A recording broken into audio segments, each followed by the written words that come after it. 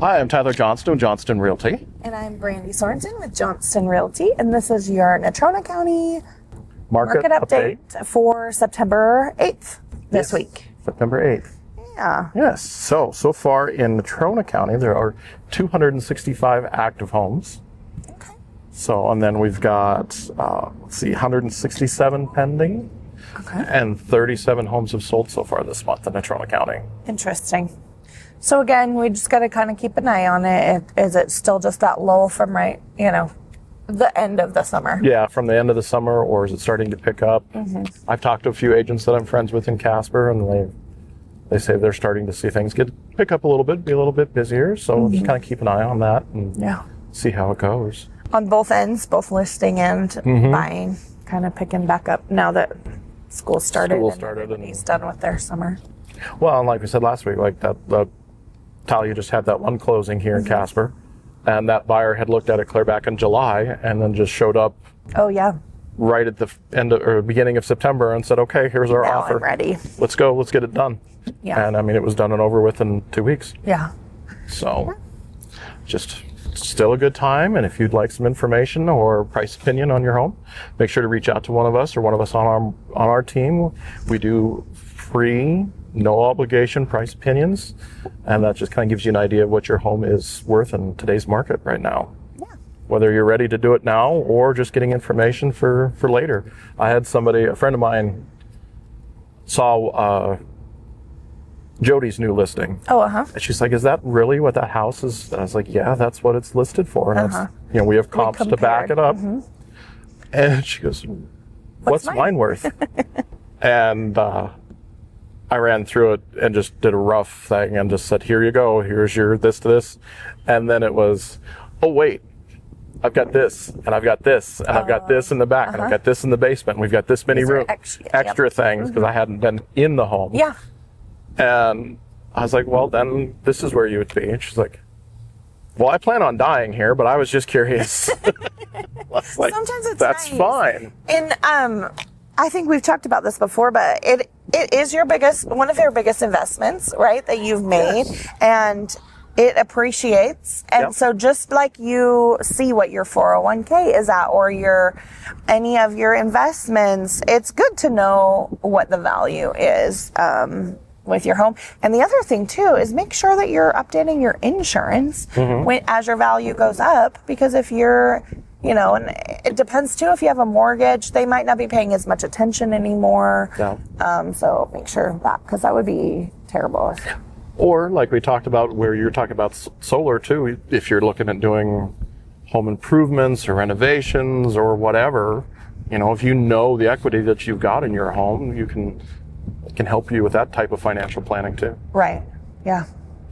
So school's back in, all the things. Yep. We had our first Friday night football game. We went in Glen Rock, went to Holyoke, Colorado. So that was quite the... Holyoke, Colorado? Yeah. Holy shit. Yeah, it's like a 5-hour drive. Wow. Yeah, so I think what happened is the previous coach had a contract with them. Like I think he was from Colorado or something. Oh, okay. So he just wanted more games, but then we had to continue. But did you win? Way better than last year. Okay. So that was great. We have a new coach this year, and so they're rebuilding the program, and I'm excited about that. Nice. First home game this weekend in Glen Rock. How many home games do you guys have this year? Because I think we have either 3 or 4. Okay. I don't know. That's what... Every year it's like sometimes you only have 2 and sometimes you have more. Yeah, well, that's what I always thought. There was like 5 or 6, but I was talking with Brighton because he's talking about band and marching and all that. There's only 3 for Douglas. 3 home games all year, and the Friday was the first home game. Oh, okay. So they do. They won a lot. That's good. That's awesome. So yeah, but yeah, I thought it was weird that there's only 3. There's not very many. Because then that's how it was for us last year. Really? We didn't have very many last year. Well, that's what then they were trying to plan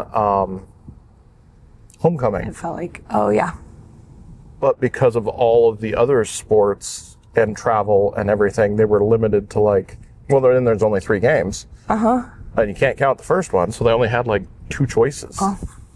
And so, and the one they selected, I guess the band has a competition in Colorado. Oh, that's a bummer. So, but then Brighton came in yesterday. He's like, "Can I go to homecoming?" I'm like, "What?" "Well, so-and-so asked me to homecoming." I said, "I thought you were going to be in Colorado." Yeah? He's like, "No, Mr. Brown said he'd have us back in time for the dance." And I was like, "Okay." So. All right. Yeah. Glen Rock's homecoming is the 27th, I believe. Ours is around there. Yeah. I think I looked in. Yours might be either the week before or the week after. Like it's one or the other. One or the other, alternating. Yeah. Huh. Because in Douglas we have a lot coming up already. Like, because Douglas has Oktoberfest coming. Yeah. Glen Rock has Wild West, whatever it's called, Fall Fest. What is that? It's just a fall festival. They have a big barbecue competition and stuff like that at the park, and there's vendors, and Granny Soda Trailer's going to be there, so stop by at the park. Yeah, so they do that every year, and so I noticed that like Douglas, one week is the Oktoberfest, and another week is the homecoming, and then ours is switched. One week is the Fall Fest, and Casper has Fall Fest, and also Funky Junk. Funky Junk, yeah. So there's lots going on, the fall festivals. It's that time. Yeah. I don't know, I was all excited about all the cool weather, and then today it's like 90 degrees, and I'm like, what?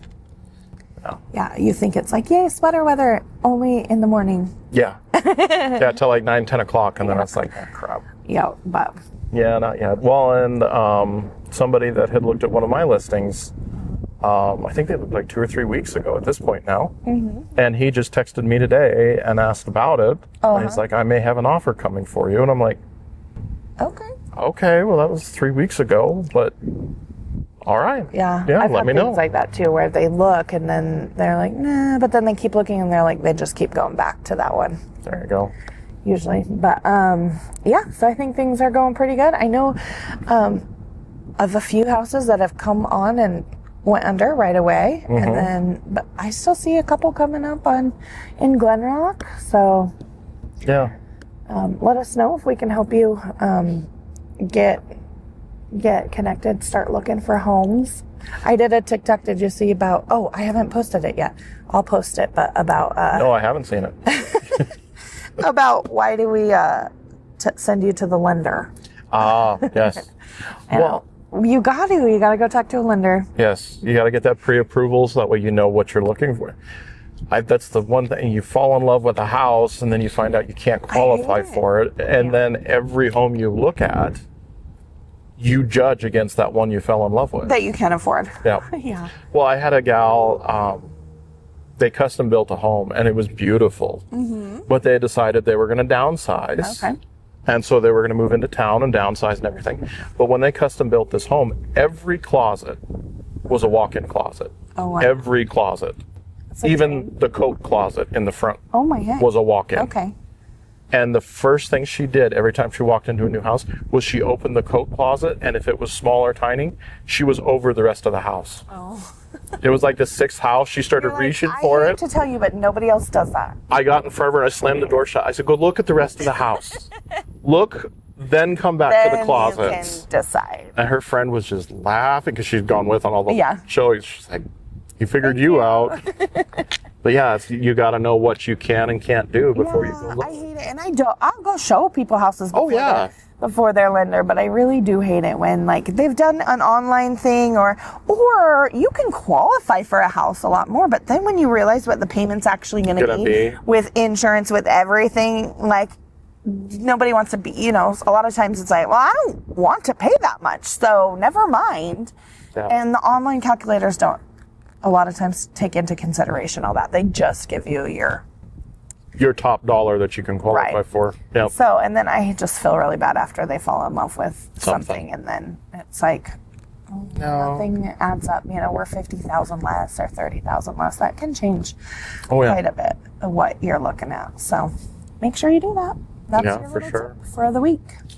Well, and it's the one thing I did notice. I was going to ask you about. So I had a friend who wanted to see a house in Glen Rock. So I went and we looked at a house and we started looking at other options as well. There are a lot of lots for sale in Glen Rock. City lots. Yeah. It blew my mind when I actually ran it because when you go and you start looking at city lots in Douglas, there's not very many. Like 3 or 4. So then when I saw how many were in Glen Rock, I was like, what? I feel like we need a builder to come in and, because people, when you're buying the lot and then the house, it's not for anybody who, you have to have a lot down to do that. Yes. Well, and then I had called, then you got to check in your zoning too. Yeah. Because the one lot that he really, really liked was zoned R1. Oh, okay. But he wanted to put Connex boxes on it and then build a custom home out of Connex boxes. Oh, okay, yeah. And I was like, some of those look so cool. They do.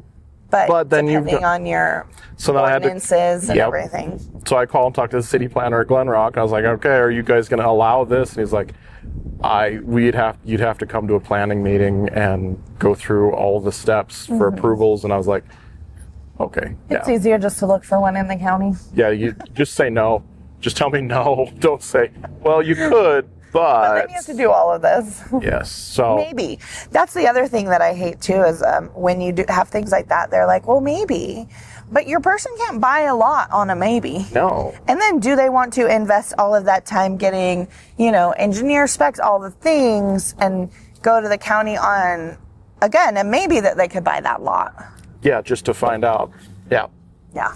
Well, and that's just like subdivisions. So in Converse County, you can, as long as it's 4 acres or more, you can go through the subdivision process depending on where it's at, et cetera, et cetera.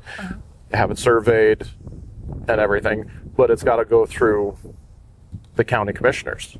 Okay. So it's got to be approved. You got to go through the whole process and all of that. Now in Natrona County, if it's like zoned urban ag, as long as the lot is 10 acres or larger, you don't have to go through. It's an application fee and the survey.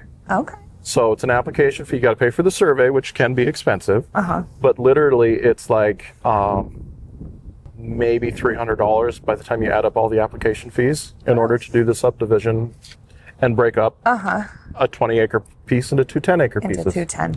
Yeah. So I found that interesting. Yeah. Converse County. Each county is different. And the wait time in Converse County, so even if you did it to even get in front of the commissioners, you're looking at 6 to 9 months wait. That stinks. So. Is that the same because the family exemption? How does that process go for sure? You still have to go through, you have to have the survey, you still have to go through the special projects. Okay. So you still have to get in front of You still have to go through and approved. Have it surveyed and all of that stuff. I don't believe that you'll have to go through the county commissioners okay. for that part of it. But if you do the family exemption, but you have to do the application, the survey, and all of that type of stuff. Yeah. Interesting. So, yeah. I'm hearing more and more about family compounds. And I think it's kind of a cool idea, except for newlyweds. Like, I think your best bet is to get away from your family. No offense, family.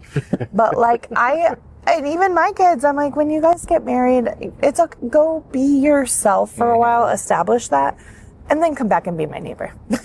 Well, it's like I had somebody in Douglas, they wanted to buy it was a manufactured home, but it was built before 78. So it didn't qualify for any type of financing. But it was the right size, it was on acreage, it was in the county, it was everything that they loved. And they're like, well, maybe we can swing it. I was like, no. This is your first home, your first job that you moved to town for. The resale. Trying to resell it later is going to be so hard. Yeah, you got to give that. Obviously it's their choice, but you really have to tell them the consequences that could follow. But yeah, the family compound thing, that was how I figured out all the stuff about Natrona County. Somebody called on a 20-acre piece, said, well, I want to divide it up, 10 for my daughter, 10 for me. Okay, well, let me see what I can do. The process. So yeah. Yep. All right, interesting. Well, if you have questions about splitting lots or your market value of your home, or anybody on our team or call, we do that for free anytime. So. Yeah. Oh, make sure you like and subscribe so that way you stay up to date on all the market updates for Converse County and Natrona County.